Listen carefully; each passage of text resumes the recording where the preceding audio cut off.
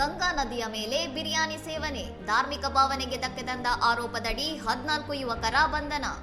ವಾರಣಾಸಿಯ ಪಂಚಗಂಗಾ ಘಾಟ್ ಸಮೀಪದ ದೋಣಿಯಲ್ಲಿ 14 ಯುವಕರ ತಂಡವೊಂದು ರಂಜಾನ್ ಉಪವಾಸ ಬಿಡುವ ಕಾರ್ಯಕ್ರಮ ಹಮ್ಮಿಕೊಂಡಿತ್ತು. ಈ ವಿಡಿಯೋ ಸಾಮಾಜಿಕ ಜಾಲತಾಣಗಳಲ್ಲಿ ವೈರಲ್ ಆಗಿತ್ತು.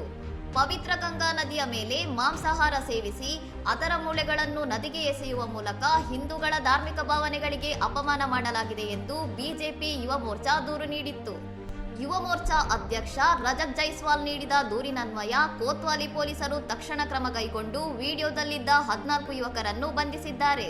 ಬಂಧಿತರ ಮೇಲೆ ಧಾರ್ಮಿಕ ಭಾವನೆಗಳಿಗೆ ಧಕ್ಕೆ ತಂದ ಆರೋಪದಡಿ ಗಂಭೀರ ಪ್ರಕರಣಗಳನ್ನು ದಾಖಲಿಸಲಾಗಿದ್ದು, ಸದ್ಯ ಈ ಘಟನೆ ವಾರಣಾಸಿಯಲ್ಲಿ ತೀವ್ರ ಚರ್ಚೆಗೆ ಗ್ರಾಸವಾಗಿದೆ.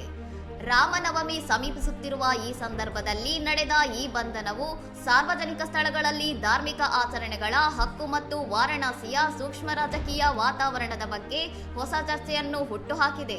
ಇನ್ನಷ್ಟು ಸುದ್ದಿಗಳಿಗಾಗಿ ನೋಡ್ತಾ ಇರಿ ಸೌರಂ ಟಿವಿ.